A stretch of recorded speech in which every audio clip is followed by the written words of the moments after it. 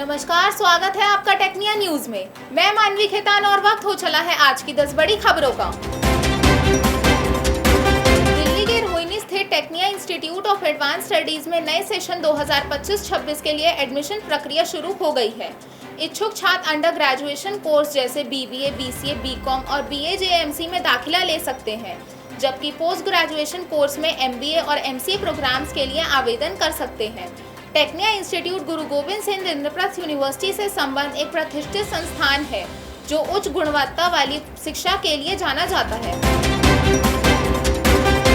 दिल्ली की गुरु गोविंद सिंह इंद्रप्रस्थ यूनिवर्सिटी ने नए सेशन में MPhil प्रोग्राम में दाखिले के लिए ऑनलाइन रजिस्ट्रेशन की प्रक्रिया शुरू कर दी है। IP यूनिवर्सिटी में MPhil 2 विषयों में उपलब्ध है। दोनों विषयों में 8-8 सीटें हैं। इच्छुक उम्मीदवार 24 जुलाई तक यूनिवर्सिटी की ऑफिशियल वेबसाइट के माध्यम से आवेदन कर सकते हैं। दाखिले यूनिवर्सिटी के एंट्रेंस एग्जाम के आधार पर लिए जाएंगे।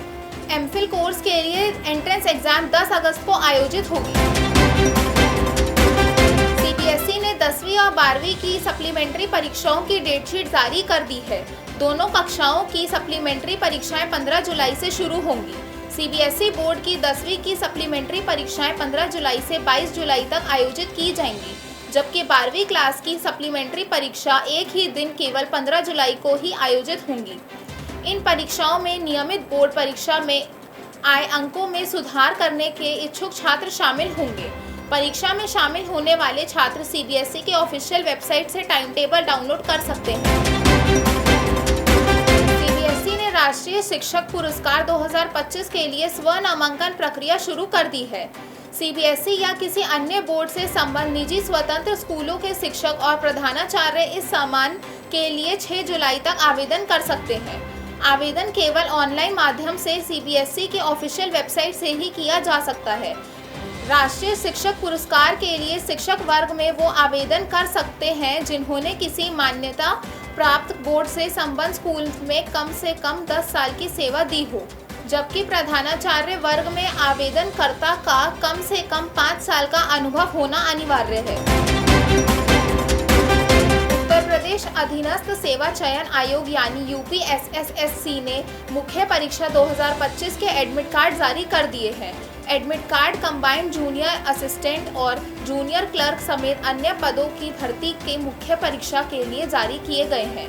मुख्य परीक्षा में शामिल होने वाले उम्मीदवार UPSSSC की ऑफिशियल वेबसाइट से एडमिट कार्ड डाउनलोड कर सकते हैं। परीक्षा का आयोजन 29 जून को विभिन्न परीक्षा केंद्रों पर किया जाएगा। इन परीक्षाओं के माध्यम से कुल 5,512 रिक्त पदों पर भर्ती की जाएगी। मेट्रो के चौथे फेज का पहला बड़ा सेक्शन जुलाई में खुलेगा। इस दौरान पिंक लाइन पर मजलिस पार्क से जगतपुर विलेज के बीच लगभग 5 किलोमीटर लंबी मेट्रो सेवा का विस्तार होगा। यह सेक्शन लंबे समय से बनकर तैयार है। अप्रैल में CMRS जांच के दौरान कुछ तकनीकी खामियों को चलते इस रूट पर यात्री सेवाएं शुरू नहीं हो पाईं, जिसके बाद अब जुलाई में इस रूट को यात्रियों के लिए खोल दिया जाएगा। इस रूट पर मजलिस पार्क से आगे 3 नए मेट्रो स्टेशन बनाए गए हैं। भारत में UPI से लेन देन लगातार बढ़ रहा है। इसके साथ ही डिजिटल पेमेंट फ्रॉड तेजी से बढ़े हैं। डिजिटल सर्वे एजेंसी लोकल सर्वे ने इसे लेकर एक सर्वे किया है। सर्वे के अनुसार भारत में UPI से पेमेंट करने वाले करीब 20% लोग ठगी का शिकार हुए हैं। इनमें से अधिकतर लोग UPI सेटिंग करने या पिन नंबर हैक होने के शिकार हुए हैं, जबकि 40% से ज़्यादा लोग फ्रॉड पेमेंट लिंक या QR कोड पर क्लिक करके फ्रॉड का शिकार हुए हैं।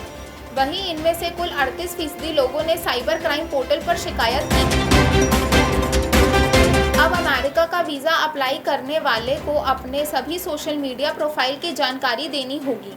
गुरुवार को दिल्ली में मौजूद अमेरिका दूतावास ने इससे संबंधित एक नया आदेश जारी किया है। अमेरिका दूतावास ने स्पष्ट किया है कि अब तक स्टूडेंट्स और एक्सचेंजर वीज़ा के लिए अप्लाई करने वालों को सोशल मीडिया प्रोफाइल की जानकारी देनी होती थी। वहीं अब सभी आवेदकों को DS-160 फॉर्म में पिछले 5 साल तक के सोशल मीडिया प्लेटफॉर्म पर सभी यूज़र नेम को जाहिर करना होगा। मलेशिया के कुआलालंपुर में चल रही एशियन स्क्वॉश डबल्स चैंपियनशिप में भारत ने 3 खिताब अपने नाम किए हैं। भारत ने टूर्नामेंट में मेंस, विमेंस और मिक्स्ड इवेंट के सभी तीनों खिताब जीतकर शानदार उपलब्धि हासिल की है। चैंपियनशिप में मिक्स्ड डबल्स प्रतियोगिता में भारत की अगुवाई कर रहे अभय और अनाहत की जोड़ी ने खिताब अपने नाम किया है। वहीं मेंस डबल में अभय सिंह और वेलावन शिथिल कुमार की जोड़ी ने खिताब जीता। इसके अलावा विमेंस डबल्स में जोशना चिनप्पा और अनाहत सिंह विजेता रहे। बॉलीवुड की दिग्गज अभिनेत्री काजोल की फिल्म मां 27 जून को सिनेमाघरों में रिलीज हो गई है। यह एक हॉरर फिल्म है। फिल्म रिलीज होते ही नेटिजन्स ने फिल्म को मिली-जुली प्रतिक्रियाएं दी हैं। शुरुआती दौर में फिल्म को औसत दर्जे में गिना जा रहा है।